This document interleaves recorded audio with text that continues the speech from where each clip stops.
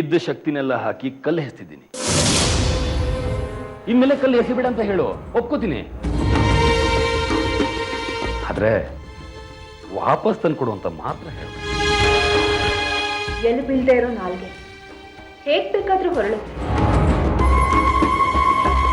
ಯಾವುದನ್ನೋ ಮರಿಲಿ. ನೀನು ವಿಶ್ವನ ಸಾಯಿಸೋದಕ್ಕೆ ಪ್ರಯತ್ನ ಪಟ್ಟಿಯಲ್ಲ, ಅದನ್ನು ಮರಿಬೇಕಾ?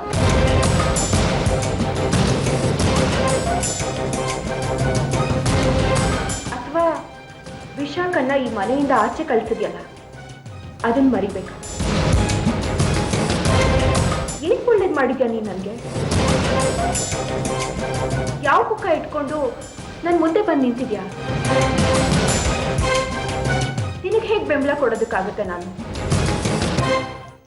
ಹೇಳು, ನನ್ನ ವಿಶ್ವ ನಿನಗೇನು ಮಾಡಿದ್ರು? ಅಲ್ಲ, ಒಬ್ಬರ ಜೀವಕ್ಕಿಂತ ಶಾಶ್ವತ ಇಲ್ಲದೆ ಇರೋ ಆ ಪೀಠನೇ ಹೆಚ್ಚಾಗೋಯ್ತಾ ನಿನಗೆ? ವರ್ಷಕ್ಕೆ 106 ಹಬ್ಬಗಳಿವೆ. ದಿನಕ್ಕೆ ಒಂದೊಂದು ಹೆಸರಿದೆ. ಸೂರ್ಯ ಹುಟ್ಟೋ ಸಮಯಕ್ಕೂ ಬದಲಾವಣೆ ಇದೆ. ಬೇರೆ ಬೇರೆ ರೀತಿ 7 ಬಣ್ಣಗಳಿವೆ. ಬೇರೆ ಬೇರೆ ರೀತಿ ಭಾಷೆ ಇದೆ. ಬೇರೆ ಬೇರೆ ರೀತಿ ಊಟ ಇದೆ. ಬೇರೆ ಬೇರೆ ರೀತಿ ಜಾತಿ ಇದೆ. ಬೇರೆ ಬೇರೆ ರೀತಿ ಕಾನೂನು ಕೂಡ ಇದೆ. ಪೊಲೀಸರು ಇದ್ದಾರೆ, ಕಳ್ಳರು ಇದ್ದಾರೆ. ರೋಗಿಗಳಿಂದ ಡಾಕ್ಟರ್ ಸಂಸಾರ ನಡೆಯುತ್ತೆ. ಕಳ್ಳರಿದ್ದಕ್ಕೆ ಪೊಲೀಸ್ನವ್ರಿಗೆ ಸಂಬಳ ಸಿಗುತ್ತೆ. ಪ್ರಪಂಚನೇ ಹೀಗೆ ಅಲ್ವ ರಾಧಿಕಾ? ನಾನು ಕೂಡ ಇದೇ ಪ್ರಪಂಚದಲ್ಲಿದ್ದೀನಿ. ಕನ್ಫ್ಯೂಸ್ ಆಗಿರೋ ಈ ಪ್ರಪಂಚದಲ್ಲಿರೋ ನಾನು ಕನ್ಫ್ಯೂಸ್ ಆಗಿ ಕೆಲವು ಕೆಟ್ಟ ಡಿಸಿಷನ್ ತಗೊಂಡ್ಬಿಟ್ಟೆ. ಅದು ನನ್ನ ತಪ್ಪಲ್ಲ ರಾಧಿಕಾ, ಕನ್ಫ್ಯೂಸ್ ಆಗಿರೋ ಈ ಪ್ರಪಂಚದ ತಪ್ಪು. ನನ್ನನ್ನು ಕನ್ಫ್ಯೂಸ್ ಮಾಡ್ತು. ಆದ್ರೆ ನೀನ್ ಕನ್ಫ್ಯೂಸ್ ಆಗ್ಬೇಡ ರಾಧಿಕಾ. ನಾನು ವಿಶ್ವನ ಕೊಲೆ ಮಾಡಿಲ್ಲ, ಕೇವಲ ಅಟೆಂಪ್ಟ್ ಮಾಡಿದೆ ಅಷ್ಟೆ. ನಿನ್ನ ಹಣೆಯಲ್ಲಿರೋ ಕುಂಕುಮ ನಾನು ವಿಶ್ವನ ಕೊಲೆ ಮಾಡಿಲ್ಲ ಅಂತ ಸಾರಿ ಸಾರಿ ಹೇಳ್ತಾ ಇದೆ. ನನಗೆ ಗೊತ್ತು ನೀನನ್ನ ಕ್ಷಮಿಸಲ್ಲ ಅಂತ. ನಾನು ಎಲ್ಲಿ ಕರೆದ್ರೂ ಬರೋದಿಲ್ಲ ಅಂತನೂ ನನಗೆ ಗೊತ್ತು. ಕೊನೆ ಪಕ್ಷ ನಾನು ಧರ್ಮಾಧಿಕಾರಿ ಪಟ್ಟ ಸ್ವೀಕಾರ ಮಾಡುವಾಗ ನೀನು ಅಲ್ಲಿರ್ಬೇಕು ಅಂತ ಬಯಸ್ತೀನಿ. ನಾನ್ ಬರ್ಬೇಕಾ? ಏನಂತ? ನಾನ್ ಬರ್ಬೇಕಾ? ಕೃಷ್ಣ ಬರ್ಲಿಲ್ಲ ಅಂದ್ರೆ? ನೀನ್ ಬರ್ದೇ ಇದ್ರೆ ಬೇಡ ಬಿಡು. ನನಗೂ ಅದೇ ಬೇಕಾಗಿದೆ. ಬರಲ್ಲ ಅಂತ ನಿನ್ನ ಬಾಯಲ್ಲಿ ಬಂದ್ರೆ ಸಾಕಾಗಿತ್ತು. ಯಾಕೆಂದ್ರೆ ಬರಬೇಡ ಅಂತ ನಾನು ಹೇಳೋದಕ್ಕೆ ಕಷ್ಟ ಆಗ್ತದೆ. ಶುಭ ಕಾರ್ಯಕ್ಕೆ ವಿಧವೆಯರು ಬರಬಾರದು ಅಂತಾರೆ. ನಾನು ಇದನ್ನು ನಿನಗೆ ಹೇಗೆ ಹೇಳೋದು ಅಂತ ಒದ್ದಾಡ್ತಾ ಇದ್ದೆ. ರಾಧಿಕಾ, ನೀನೊಂಥರ ವಿಧವೆ. ನೀನು ಬಂದ್ರೆಷ್ಟು ಬಿಟ್ರೆಷ್ಟು.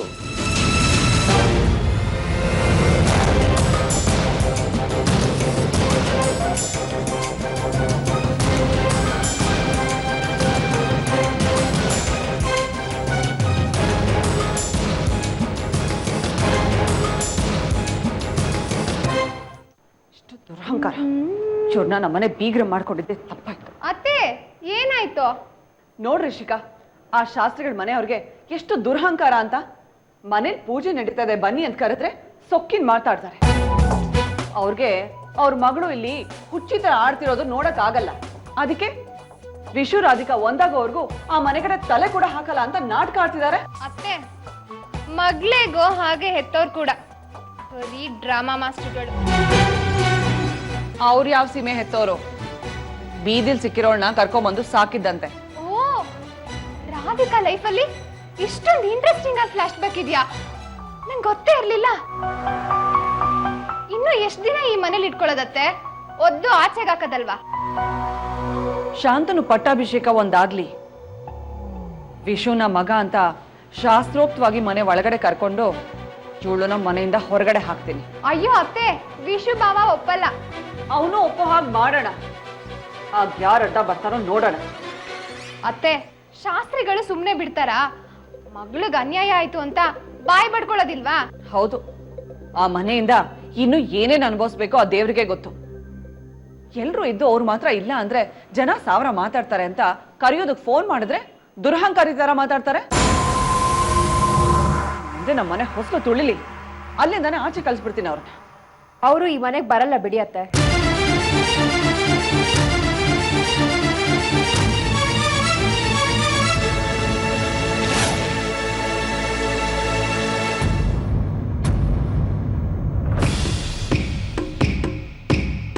ಏನು ಕತ್ ಕೇಳಿಸ್ಕೊತಿದ್ಯಾ? ಕದ್ದು ಕೇಳಿಸ್ಕೊಳ್ಳೋ ಅವಶ್ಯಕತೆ ನನಗಿಲ್ಲ ರಿಷಿಕಾ. ಇತ್ತೀಚೆಗೆ ಧರ್ಮಾಧಿಕಾರಿಗಳ ಮನೆಯಲ್ಲಿ ಧರ್ಮದ ಪ್ರಕಾರ ಯಾವ ಕೆಲಸಗಳು ನಡೀತಾ ಇಲ್ವಲ್ಲ, ಮಾತುಗಳೆಲ್ಲ ತಾನಾಗೆ ಕಿವಿಗೆ ಬೀಳುತ್ತೆ. ಈಗ ನೋಡಿ, ವಿಷು ಹೆಸರು ಹೇಳ್ಕೊಂಡು ಈ ಮನೆಗೆ ಬಂದಿರೋ ಕಳ್ಳಂಗೆ ಮನೆ ಮಗ ಅಂತ ಒಪ್ಕೊಳ್ಳೋ ಶಾಸ್ತ್ರ ಮಾಡಕ್ ಹೊರಟಿದ್ದೀರಾ. ಇನ್ನು ಶಾಂತನು ಅಂತ ಮಹಾ ಕಳ್ಳಂಗೆ ಧರ್ಮಾಧಿಕಾರಿ ಪಟ್ಟ ಕಟ್ಟಕ್ಕೆ ಹೊರಟಿದ್ದೀರಾ. ಇಂಥ ಅನ್ಯಾಯ ನೋಡೋದಕ್ಕೆ ನನ್ನಪ್ಪ ಖಂಡಿತ ಬರಲ್ಲ ಬಿಡಿಯತ್ತೆ. ಅವರು ಗೌರವದಿಂದ ಬದುಕಿದವರು. ಅವರನ್ನ ಈ ಮನೆಯಿಂದ ಆಚೆ ಕಳಿಸ್ತೀನಿ ಅನ್ನೋ ಕೆಟ್ಟ ಮಾತು ನಿಮ್ಮಿಂದ ಬರಬಾರ್ದು. ಅದ್ ನಿಮಗೆ ಶೋಭೆ ತರಲ್ಲ ಅತ್ತೆ. ಹಾ ಹಾ, ಅದೆಷ್ಟು ಗೌರವವಂತರು ಅಂತ ನಮಗೂ ಗೊತ್ತು ರಾಧಿಕಾ. ನೀನು ನಿಮ್ ಮನೆಗೆ ಹೋದಾಗ ನಿನಗೆಂತ ರಾಜ ಮರ್ಯಾದೆ ಸಿಕ್ತು ಅಂತ ನಮಗೂ ಸುದ್ದಿ ಬಂದಿದೆ.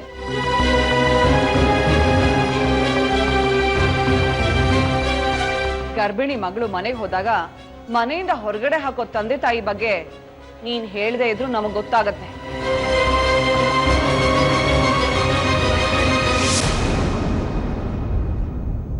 ಮೊದ್ಲು ವಹಿಸ್ಕೊಂಡು ಮಾತಾಡೋದನ್ನ ನಿಲ್ಸು. ನಿನ್ನ ಮನೆತನದ ಗೌರವ ಏನು ಅಂತ ನಮಗೂ ಚೆನ್ನಾಗಿ ಗೊತ್ತಿದೆ. ವಿಶಾಖ ರಾಧಿಕಾ ಅನ್ನೋ ತಲೆನೋವುಗಳನ್ನ ನಮ್ಮ ಮನೆಗೆ ಗಂಟು ಹಾಕಿ ನಮ್ಮನೆ ನೆಮ್ಮದಿನ ಹಾಳು ಮಾಡಿದ ಶ್ರೇಯಸ್ಸು ಶಾಸ್ತ್ರಿಗಳ ಮನೆಗೆ ಸೇರುತ್ತೆ. ನಾವು ನಿನ್ ಮಾತನ್ನ ಕೇಳ್ತಿಲ್ಲ ಸರಿ, ನಿಮ್ಮ ಮನೆಯವರು ನಿನ್ ಮಾತನ್ನ ಕೇಳ್ತಿಲ್ವಲ್ಲ, ಇದಕ್ಕೇನ್ ಅರ್ಥ? ಅತ್ತೆ, ಇವಳು ಅವ್ರ ಮನೆಗೆ ಹೋಗಿದ್ಲಲ್ಲ, ಏನಾಯ್ತು? ಅದಾ, ಈ ಶಾಸ್ತ್ರಿಗಳ ಮನೆ ಪುರಾಣ ತುಂಬಾ ದೊಡ್ಡದು ರಿಷಿಕಾ. ಎಲ್ಲ ನಿಧಾನಕ್ಕೆ ಹೇಳ್ತೀನಿ, ಬಾ.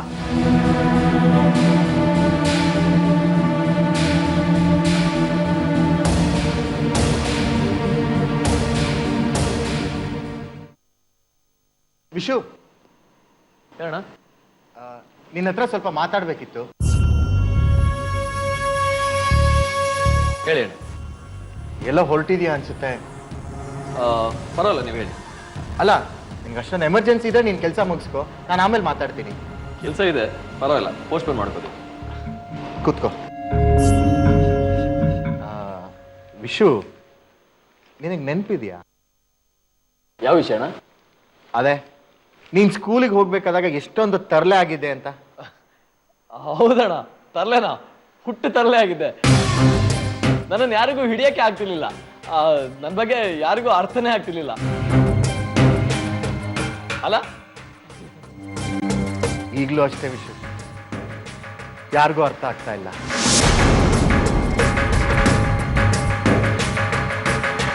ಸುಮ್ಮನೆ ತಮಾಷೆ ಮಾಡಿದೆ ಕಣೋ. ಅಂದಹಾಗೆ ವಿಶು, ನೀನು ಚಿಕ್ಕ ವಯಸ್ಸಿನಲ್ಲಿ ಯಾವ ಕಾರಣಕ್ಕೆ ಪಾಸ್ ಆಗ್ತಾ ಇದ್ದೆ ಹೇಳು?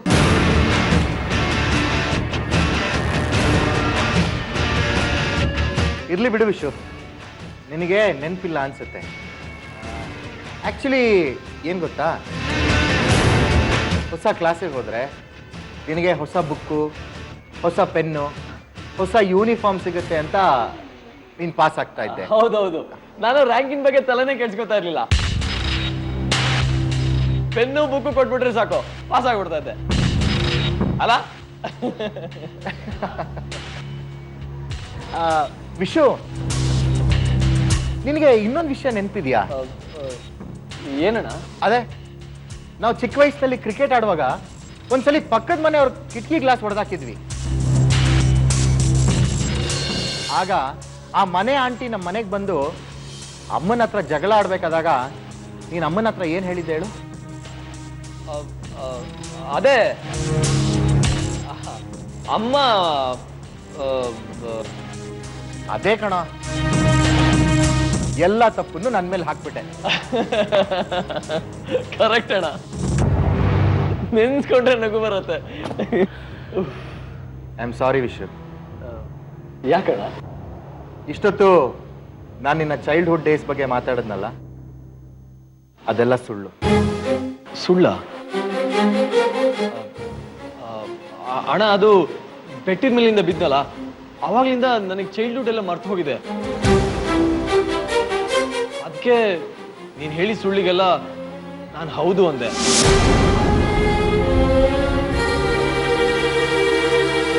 ಹೌದು, ನೀನ್ಯಾಕೆ ಸುಳ್ಳು ಹೇಳ್ದೆ? ಒಂದಿಷ್ಟು ಪ್ರಶ್ನೆಗಳಿಗೆ ನನಗೆ ಉತ್ತರ ಬೇಕಾಗಿತ್ತು ವಿಶ್ವ.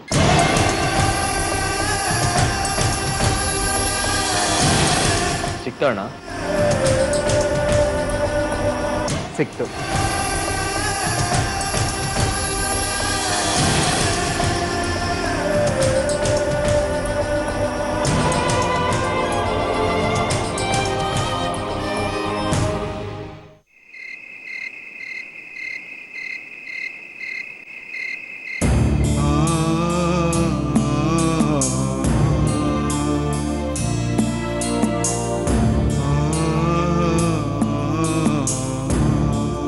ರಾಧಿಕಾ, ತುಂಬಿದ ಬಸ್ರಿ, ಮೆಟ್ಲತ್ತೆ ಇಲ್ದು ಮಾಡಿದ್ರೆ ಆಯಾಸ ಆಗೋದಿಲ್ವಾ? ಕೆಳಗಿನ ರೂಮಿಗೆ ಶಿಫ್ಟ್ ಆಗ್ಬೋದಲ್ಲ? ಈ ಮನೆಯಲ್ಲಿ ದೇಹಕ್ಕೆ ಆಯಾಸ ಆಗೋದಿಲ್ಲ, ಮನ್ಸಿಗೆ ಆಯಾಸ ಆಗುತ್ತೆ. ಮನ್ಸಿನ ಆಯಾಸದ ಮುಂದೆ ದೇಹದ ಆಯಾಸ ಏನೂ ಅಲ್ಲ ಬಿಡಿ. ನಿನ್ಗೇನು ಬೇಕು ಹೇಳು? ಹಸ್ವಾಗಿತ್ತು.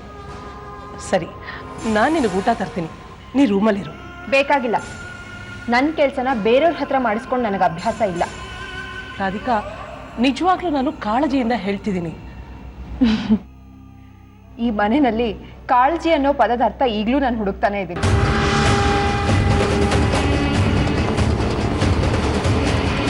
ದಿಮಾಕ್ ನೋಡು, ತಲೆ ತುಂಬ ಭ್ರಮೆನೇ ಮೆತ್ತಿಸ್ಕೊಂಡಿದ್ದಾಳೆ. ಇನ್ನು ಸ್ವಲ್ಪ ಹೊತ್ತು ಹೋಗಿದ್ರೆ ಕೃಷ್ಣನೇ ಬಂದು ನನಗೆ ಊಟ ಮಾಡಿಸ್ತಾನೆ ಅಂತ ಹೇಳಿರೋಳು. ಏ ರಾಧಿಕಾ, ಭಕ್ತಿಗೂ ಒಂದು ಮುಕ್ತಿ ಇದೆ ಕಣೆ.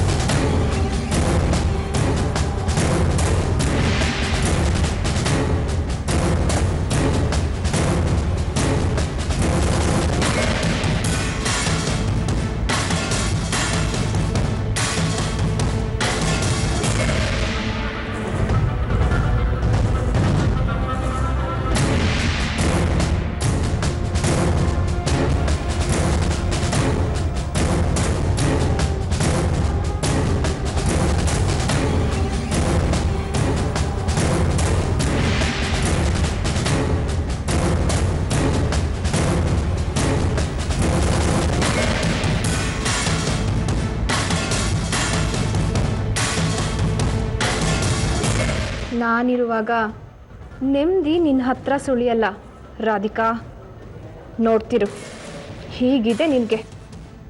ಅದೃಷ್ಟ ಕೈ ಕೊಟ್ಟರೆ ಬಾವಿ ತೋಡ್ದಾಗ ಸೀಮೆ ಎಣ್ಣೆ ಹೊಕ್ಕುತ್ತಂತೆ ನೀರಿನ ಬದಲಾಗಿ. ಯಾಕಂದರೆ ಅದೃಷ್ಟದ ಆಟ ಅಂಥದ್ದು. ನಮ್ಮ ಕಡೆ ಅದೃಷ್ಟನ 420 ಅಂತಾರೆ.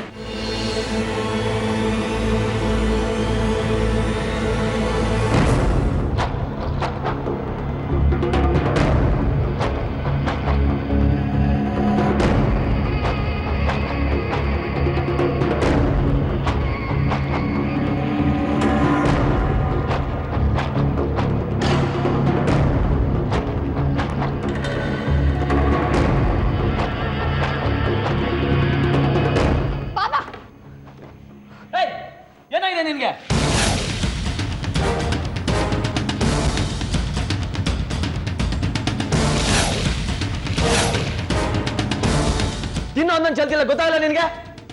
ವಿಶು ಬಾವ, ನಿಂದ ಆಯಸ್ ಕಡಿಮೆ ಆಗ್ತಿದ್ಯಾ? ಏನ್ ರಿಷಿಕಾ, ಏನಾಗಿದೆ ನಿನ್ಗೆ? ಪ್ರಾಣ ಹೋಗೋದನ್ನ ತಪ್ಸಿದೀನಿ. ಅಂದ್ರೆ ಅಡ್ಗೆನಲ್ಲಿ ವಿಷ ಹಾಕಿದ್ದಾರೆ. ವಾಟ್?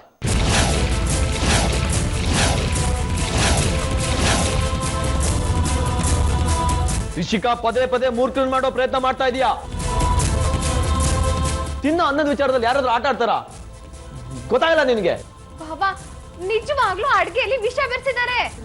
ನೋಡ್ರಿ ಋಷಿಕಾ, ನಮ್ಮ ಮನೆಯಲ್ಲಿ ಯಾರಿಗೂ ಅಂತ ಬುದ್ಧಿ ಇಲ್ಲ, ಅದರ ಅವಶ್ಯಕತೆನೂ ಇಲ್ಲ. ರಾಧಿಕಾ ವಿಷ ಬೆರೆಸಿದ್ದಾಳೆ.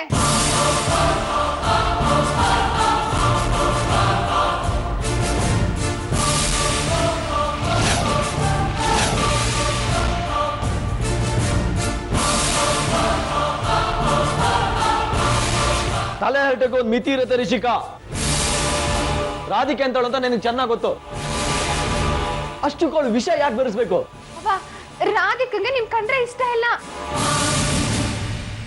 ಅದಕ್ಕೆ ಸಾಯಿಸ್ಬೇಕು ಅಂತ ಪ್ರಯತ್ನ ಪಡ್ತಿದ್ದಾಳೆ.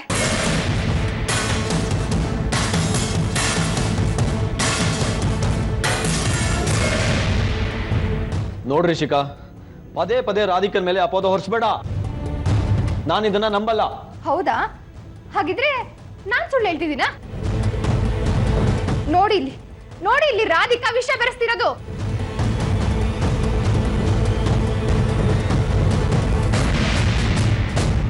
ಜೀಜು ನೋಡಿ, ಜೀಜು ಅಜ್ಜಿ ನೋಡಿ.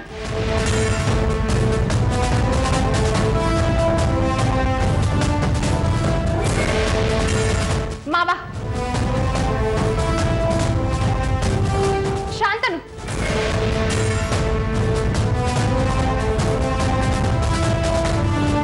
ನಾನಿಲ್ಲ ಅಂದಿದ್ರೆ ಇವತ್ತು ವಿಶು ಬಾಬಾ ಬದುಕ್ತಿರ್ಲಿಲ್ಲ. ಹೌದು, ತುಂಬಾ ಒಳ್ಳೆ ಗುಣಗಳಿವೆ ನಿನಗೆ. ಬದುಕ್ಸೋದು ಅಂದ್ರೆ ಏನು ಅಂತ ಗೊತ್ತಾ? ಯಾರಾದ್ರೂ ಒಬ್ನನ್ನ ಕೊಲ್ತಾ ಇದ್ರೆ ಕೊಲ್ಲೋನಿಂದ ಅವನನ್ನ ಬಚಾವ್ ಮಾಡಿದ್ರೆ ಅದನ್ನ ಬದುಕ್ಸೋದು ಅಂತ ಹೇಳ್ತಾರೆ. ಅದ್ ಬಿಟ್ಟು ಸತ್ರೆ ಸಾಯ್ಲಿ ಅಂತ ಫೋಟೋ ತೆಗಿತಾ ನಿಂತ್ಕೊಳ್ಳೋದಲ್ಲ. ನಿನ್ ಬಣ್ಣ ಬಯಲ್ ಮಾಡ್ಬೇಕು ಅಂತಾನೆ ನಾನ್ ಈ ತರ ಮಾಡಿದ್ದು. ಸೀರೆ ಉಟ್ಟೋರೆಲ್ಲ ಸಾವಿತ್ರಿ ಅಲ್ಲ, ಭಗವದ್ಗೀತೆ ಓದೋರೆಲ್ಲ ಒಳ್ಳೆಯವರಲ್ಲ. ಬಾಯಲ್ ಸಿಹಿ, ಮನ್ಸಲ್ಲಿ ವಿಷ ನಿನ್ಗೆ.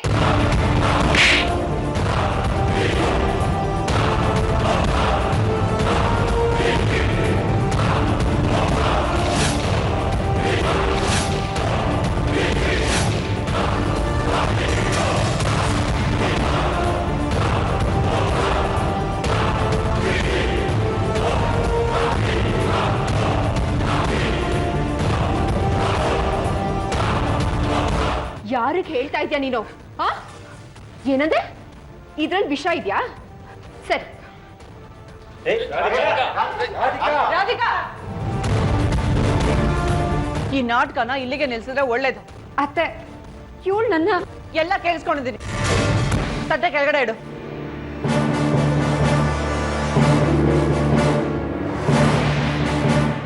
ತಟ್ಟೆ ಕೆಳಗಡೆ ಇಡು.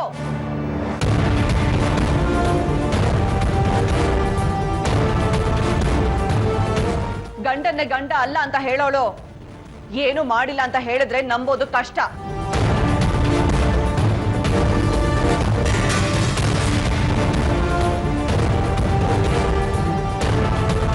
ಗಂಡನ್ನೇ ಗಂಡ ಅಲ್ಲ ಅಂತ ಹೇಳೋಕ್ ಸಾಧ್ಯ ಆಗೋದು ಮನ್ಸಲ್ಲಿ ವಿಷ ಇದ್ರೆ ಮಾತ್ರ. ಅತ್ತೆ, ನಿಮಗ್ ನನ್ ಮೇಲೆ ನಂಬಿಕೆ? ನಿನ್ನ ಯಾವ ಮಾತು ನನ್ನ ಅಭಿಪ್ರಾಯನ ಬದಲಾಯಿಸಲ್ಲ ರಾಧಿಕಾ. ನನ್ನ ಮಗನ ನೀನ್ ಯಾವತ್ತು ತಿರಸ್ಕಾರ ಮಾಡಿದ್ಯೋ ಅವತ್ತೇ ಈ ತಾಯ್ತನಕ್ಕೆ ಅವಮಾನ ಆಯ್ತು.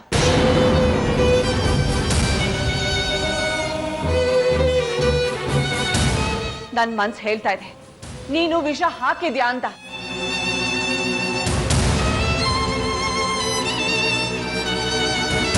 ನೀನ್ ಇಂಥ ಕೀಳ್ಮಟ್ಟಕ್ಕೆ ಇಳಿತೀಯ ಅಂತ ನಾನು ಅನ್ಕೊಂಡಿರ್ಲಿಲ್ಲ.